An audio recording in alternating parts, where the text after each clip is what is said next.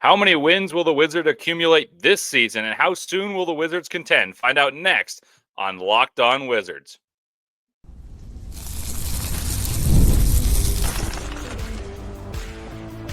You are Locked On Wizards, your daily Washington Wizards podcast, part of the Locked On Podcast Network. Your team every day.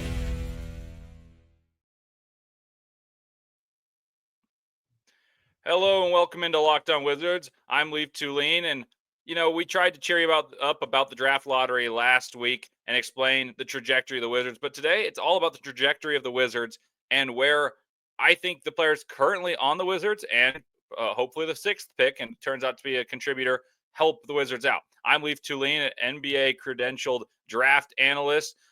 Went to the Combine the last 2 seasons, host of Locked On NBA Big Board, and I'm without Abdul Ayubi today. But I'm going to give you a perspective on knowing a ton about these young players, studying them throughout the draft, and seeing how they've coalesced with the Wizards, doing statistics for the NBA the last 4 seasons. And I'll give you a neutral perspective on the Wizards on where I think they'll be this season, the next season, and beyond, and when they can contend. Thanks for making the Locked On Wizards your first listen each and every day. And remember, Locked On Wizards is free and available on all platforms, including YouTube at Locked On Wizards, where the best way to help us grow is comment anything below. And today's question is, how many wins will the Wizards get this season? And if you want to add another thought in there, tell me how soon you think the Wizards can truly contend in the playoffs. I'll be very curious to interact with you guys regarding that question. By the way, this episode is brought to you by Monarch Money. So take control of your finances with Monarch Money. Use code LOCKEDONNBA at monarchmoney.com for 50% off your first year. So today on the show, we're going to analyze the pathway to contention over the long haul. So over the next 2 seasons for the Wizards, and let's dive right in.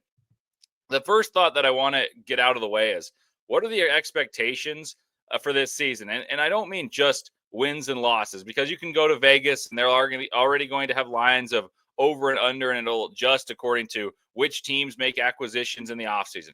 But what I'm talking about is, what are the subtle jumps that players can make? We talked about this on Friday's episode, Abdullah and I did, about what are the jumps for the 3 rookies, Alex Sarr, Bub Carrington, Keyshawn George. And we talked about the efficiency of Bilal Coulibaly going from a 28% three-point shooter to hopefully in the mid-30s, and how he'll score, instead of 12 points a game, hopefully 17 points a game as the ball's in his hands more frequently. Alex Sarr's around 13 points a game. Can he get to 17 points while adding a little bit more spacing to the game with his shooting and a little more interior rugged scoring, but also presence as a passer when in the post? Can whomever the rookie turns out to be contribute to winning? Can Bub Carrington coexist with Jordan Poole and both thrive playing in the backcourt more efficiently? Those are things that I'm looking for. So what are the subtle steps that can lead to that efficiency jump, then lead to wins? Like, the Wizards won 18 games. You're not going to go 18 games and take the 6th pick and say, yeah, we're a playoff team. If that happens, that would be fantastic, but absolutely anomalous. Just doesn't happen very often. Usually it's a process.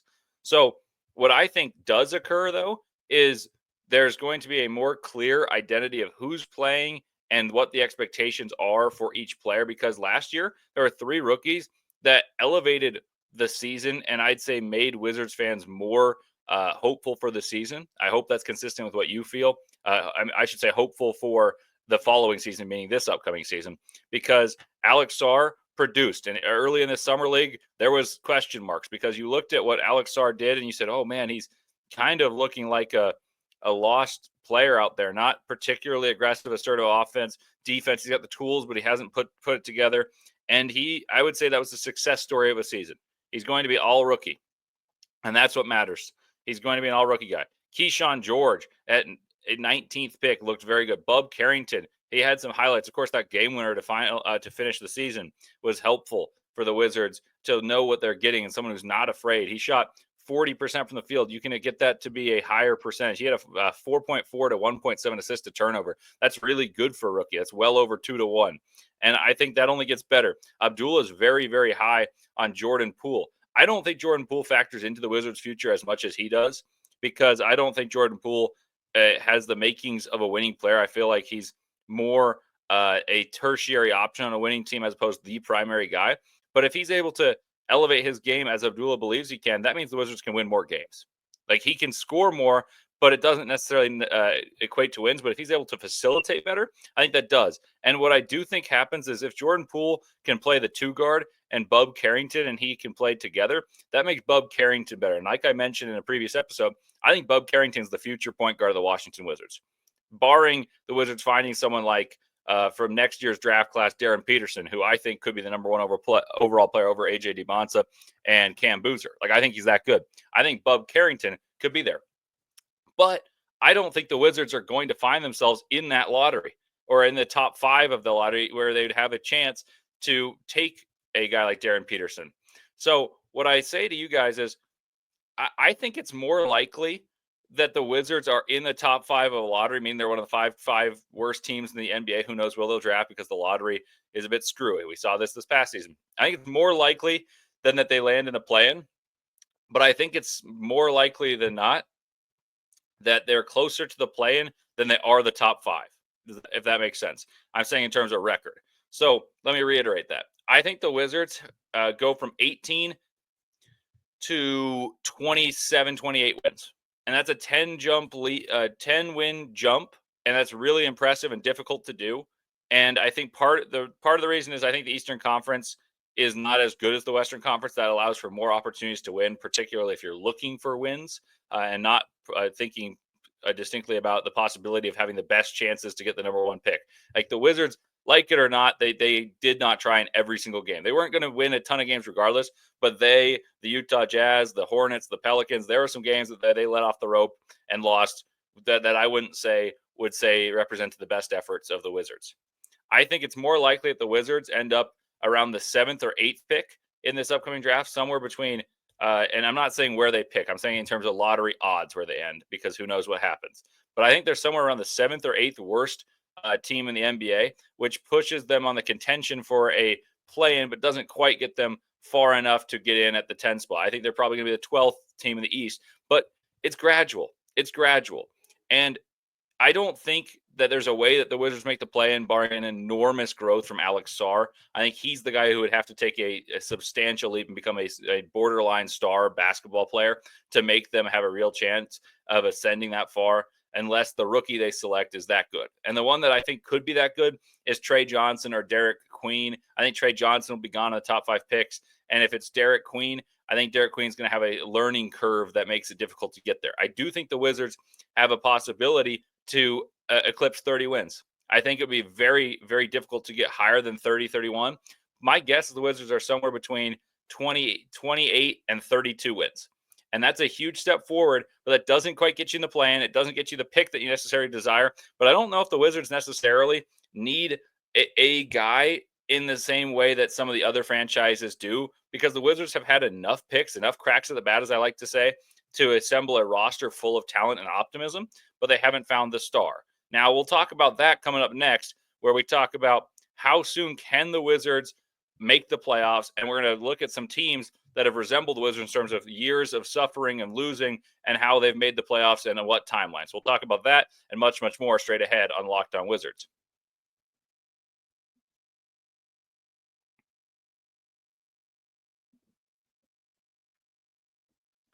Ever check your bank account and wonder, where did all of my money go? Between dining out, online shopping, and entertainment, it's easy to lose track. That's where Monarch Money comes in, your personal CFO giving you full visibility and control over your finances. Monarch Money isn't just a budgeting app, it's a complete financial command center. You can track all your accounts, investments, and spending in one place. So you stop just managing your money and start building wealth. Instead of juggling multiple apps, you can use Monarch to check your finances, track spending, and even plan your long-term goals. Managing money with your partner is also smoother than ever, and you can track shared and personal accounts, set goals, and stay on the same page without all the stress that budgeting can sometimes cause. Take control of your finances with Monarch Money and use code LOCKEDONNBA at monarchmoney.com for 50% off for your first year. That's monarchmoney.com with the code LOCKEDONNBA for half off your first year.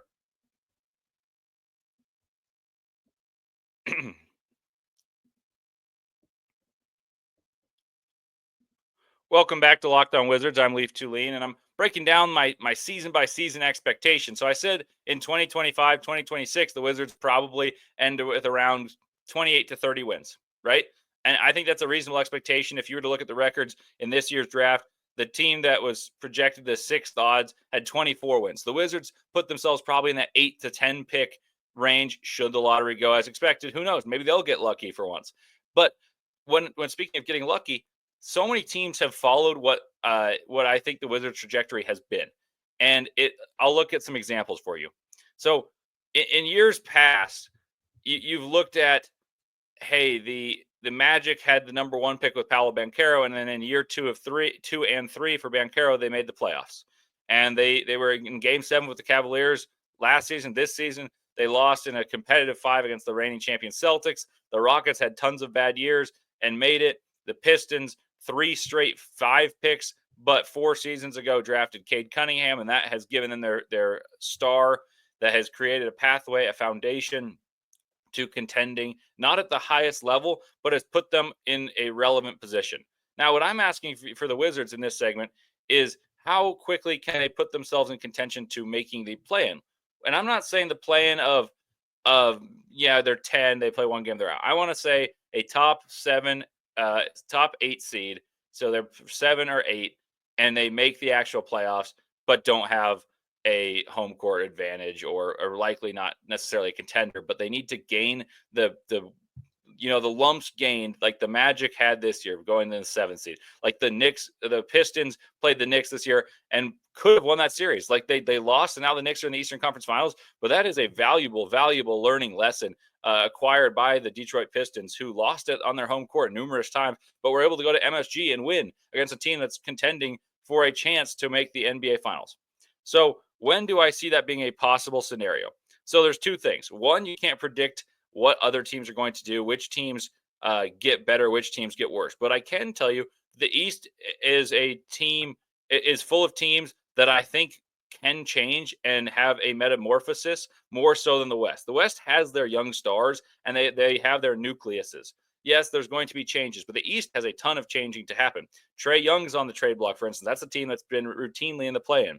You look at Boston, who I think arguably still was the best team in the league despite being eliminated in the 2nd round. Jason Tatum tore his Achilles, and Jaylen Brown and Jason Tatum are going to be paid supermaxes that add up to about $110 million combined.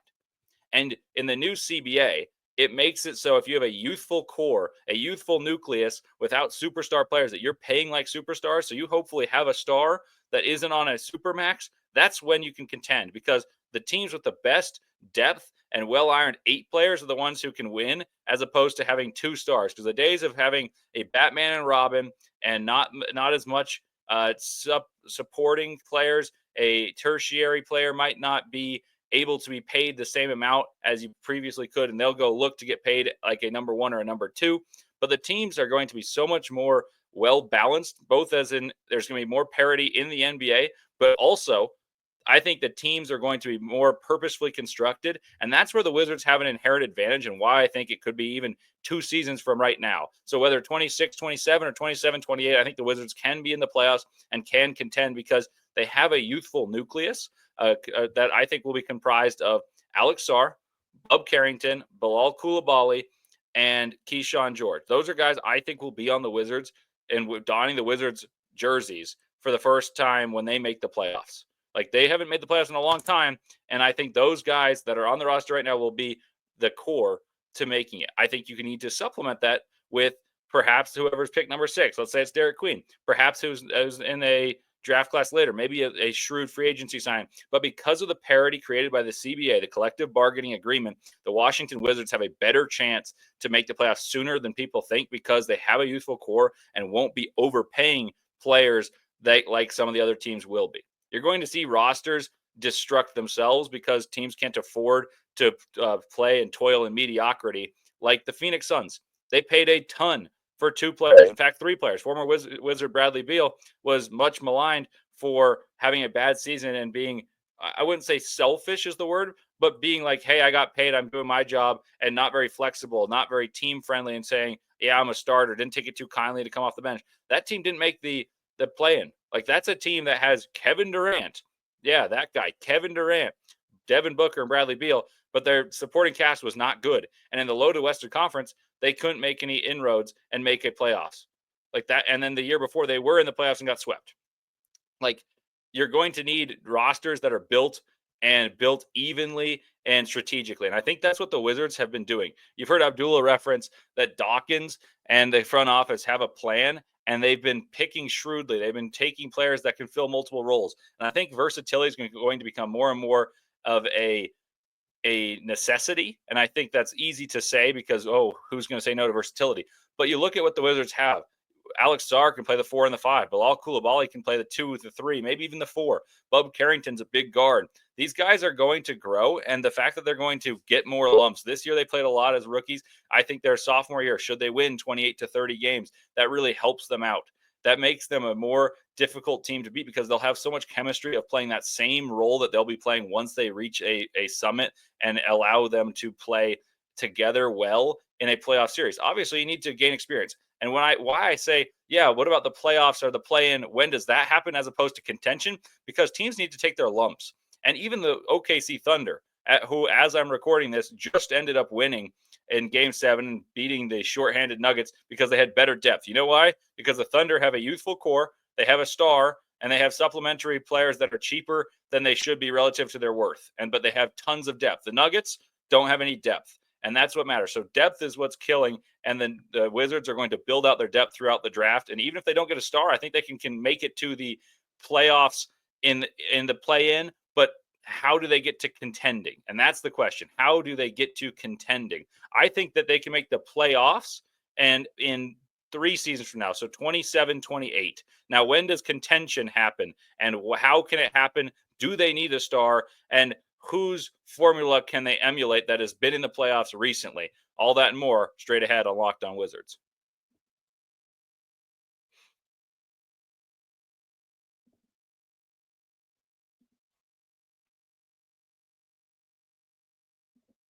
All righty, welcome back to Locked On Wizards. I'm Leif Thulin with you here. And we've talked about playoffs, and that's a site that we haven't seen in Washington in quite some time. And true contention, I don't know if you'd argue that the Wizards were truly contending, even with Bradley Beal and John Wall. And yes, they had the years where they'd win a series and then they'd flame out. They had a year where they had a chance and they got pushed to, they went to 7, I should say. But true contention to me is the conference finals and above. However, I think if you can be an upper level seed, even if you lose earlier, that can be the pathway to contention. Look at OKC, for example. I just referenced them. They were a number 1 seed last season, fell in a relatively uncompetitive series in the second round to a team that made the finals in the Mavericks. But the Mavericks blew up. They now got very lucky to get Cooper Flag, presumably.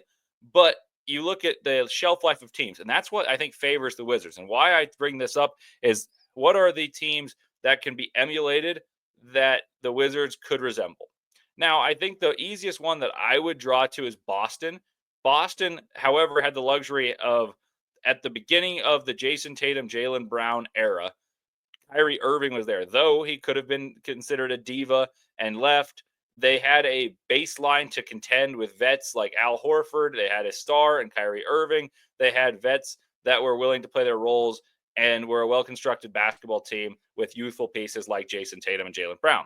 Why I bring that up is that the Celtics will have youthful pieces. However, I don't know if they have the franchise core that Jason Tatum and Jaylen Brown became and becoming supermax players. But what I do think they have is a way for a lot of players to gain valuable experience, and you can weed out who's the most worthwhile player on the team or most worthwhile players on the team to build around, and you'll have enough experience building a team there. So why I bring up the Celtics is that you have a team that stayed together largely, and you choose who to prioritize and then make shrewd acquisitions because you start with the 2 bookend talents. Let's say it's Bilal Coulibaly and Alex Sarr, and then you build around those guys. So that Marcus Smart eventually is shipped out. You make a trade for a guy like Porzingis. You make a trade for a guy like Drew Holiday to help get over the mountaintop. And that was a long process. Boston had tons of talent, made lots of deep runs, and only won 1 championship out of it. Winning a championship is difficult.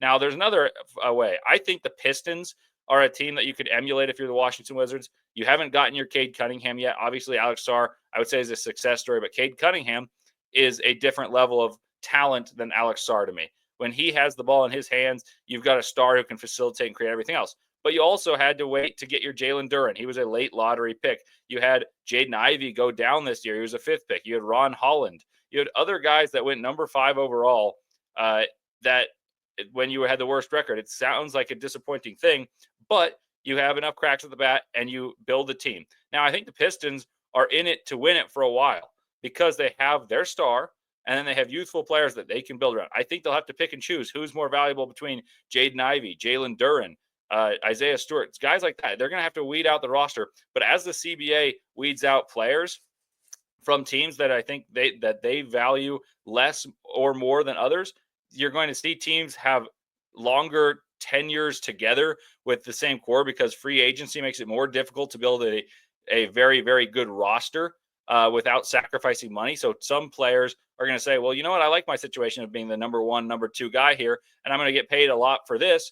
And we're going to have other players buy in and help. I don't think there's going to be as much super team building because players are greedy. They're inherently avaricious. And as you look at teams when the CBA comes, I think there's going to be fewer and fewer that have 3 All-Stars. I think if they do, it'll be an All-Star more like what the Atlanta Hawks had in years ago where they had 4 All-Stars, but some of those All-Stars you'd consider role players that thrived in their role. It's going to be teams that are homegrown and the stars on the team are going to be drafted by that team because then they can be on lower contracts. And if they're that good, they can be on lower contracts. And then you can make the shrewd signings and maybe even make a splash trade for a superstar and try to contend while a team has their true core piece of their franchise's future on a rookie deal. Why I bring that up in regards to the Washington Wizards is that the Wizards will have rookie deals because they've lost for a long time. So they're going to have all the time in the world to pick who they want. Is it Alex Sarr? Is it Bilal Coulibaly? Could it be Bub Carrington? Could it be Derek Queen? Should he be picked here? The Wizards are going to have their pick of the litter, and they're going to have players accustomed to playing their role. The Detroit Pistons are the archetype that I would try to emulate because they didn't necessarily hit a home run immediately with Cade Cunningham. He had injury issues, was a little inefficient.